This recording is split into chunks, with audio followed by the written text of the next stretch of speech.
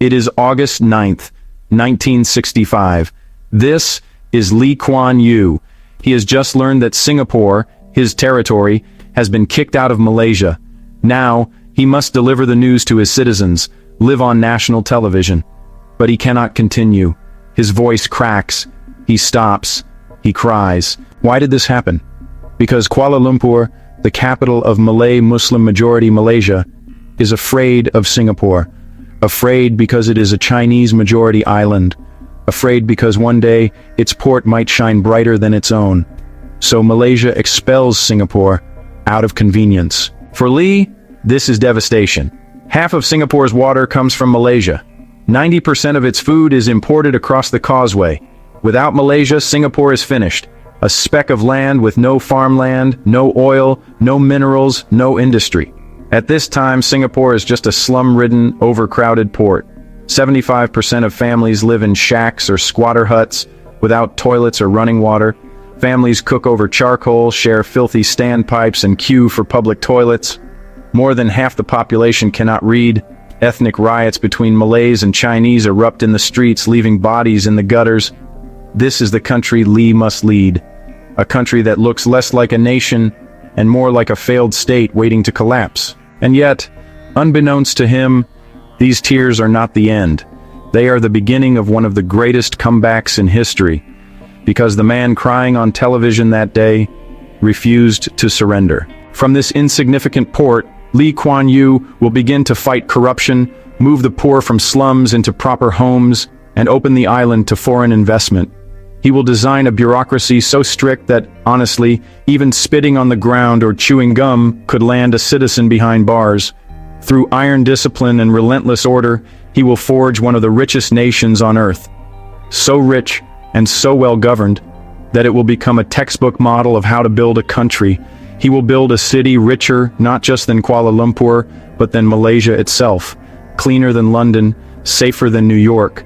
At his peak, Lee Kuan Yew becomes so respected by the world and so feared that he dares to fine the United States for spying on him.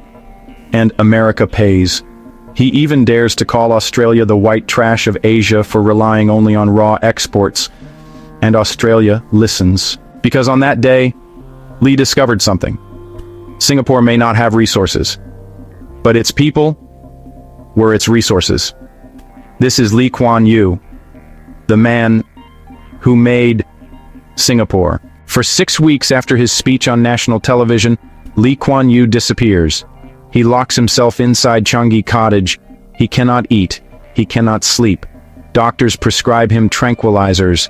Parliament itself hangs in limbo, not knowing what to do. But even in despair, he writes to the British Prime Minister, Harold Wilson, "Do not worry about Singapore. My colleagues and I are sane. We are rational people.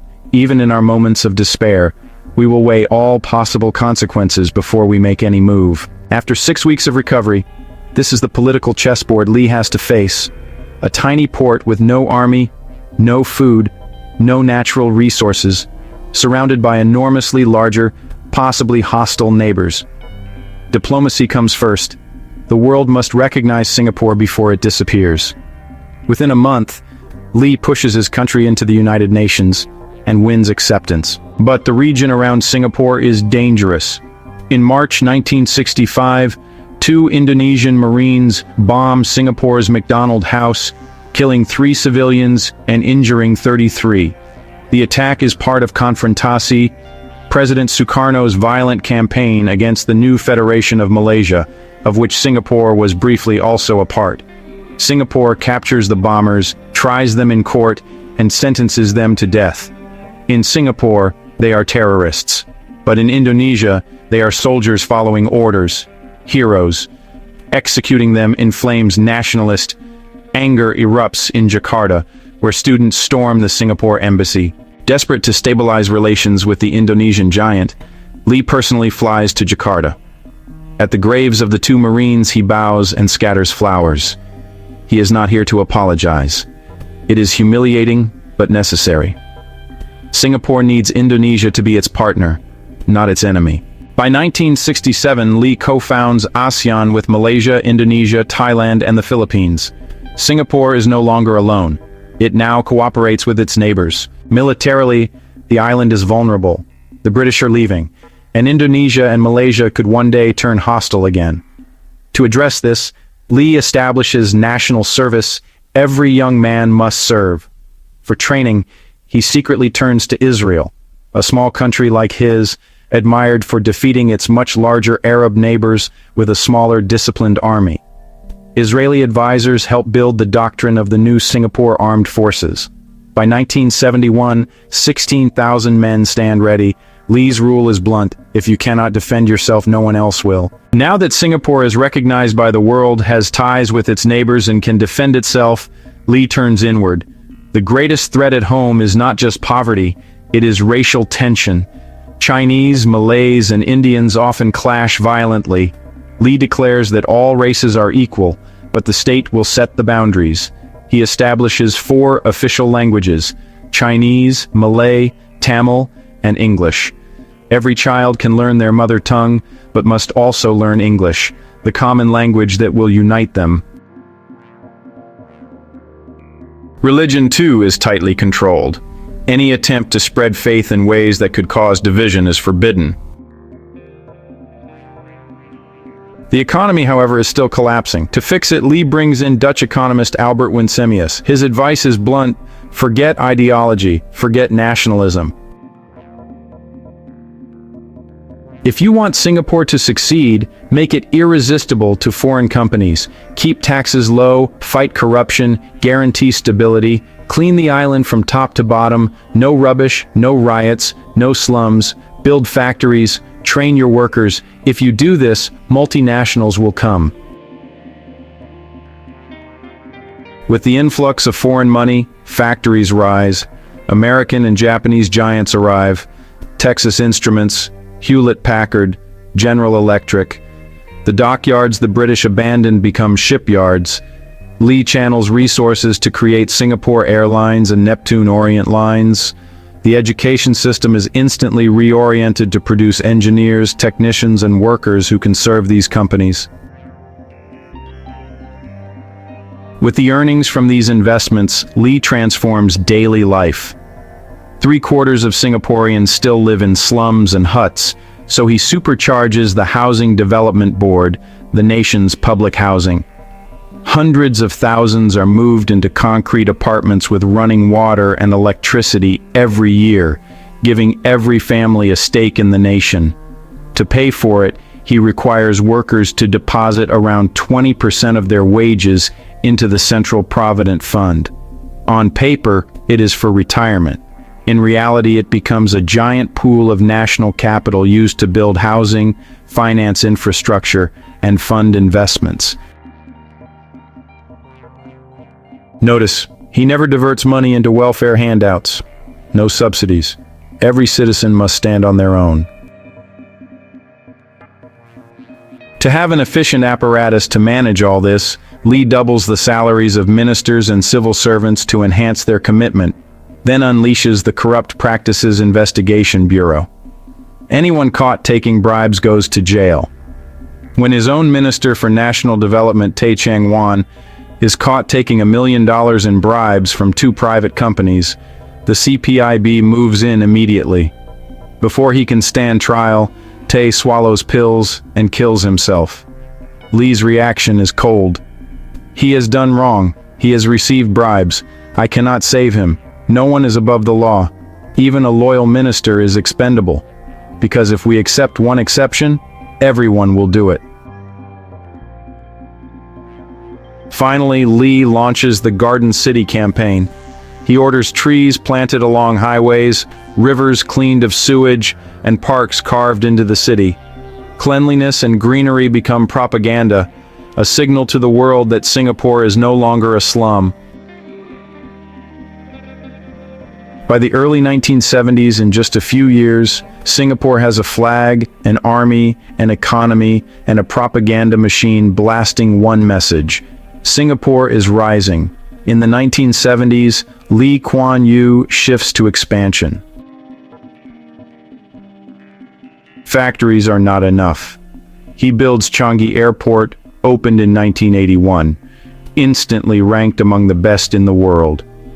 The port of Singapore grows into one of the busiest on Earth, a crossroads for Asian exports and Western markets. Singapore Airlines, launched in 1972, becomes a global symbol of luxury and efficiency. Foreign electronics, shipping, finance, and technology all flow into Singapore, first to expand, then to reach the rest of ASEAN. But growth is never enough without order. Chewing gum banned, drug traffickers hanged, littering, spitting, jaywalking, fined thousands of dollars, opponents bankrupted by lawsuits or detained without trial, press controlled, censored. Lee's philosophy is brutal. We decide what is right. Never mind what the people think. His foreign policy is just as ruthless. In the 1970s, the American CIA tries to infiltrate Singapore's intelligence service. Lee exposes them publicly, humiliates Washington, and fines the United States $100 million. And America pays. He calls Australia the white trash of Asia for living off raw exports. He dismisses India as a nation of unfulfilled greatness. And he warns Africa corruption will destroy you. At the same time, he balances East and West. Singapore hosts American warships in its port but also opens to China. When Deng Xiaoping launches reforms in 1978 to open China to the world, he studies Singapore as the model to copy. The world's most populous nation now learns from one of the smallest. Inside Singapore, Lee engineers society itself. Housing quotas force Chinese, Malays, and Indians to live side by side. English becomes the language that unites them.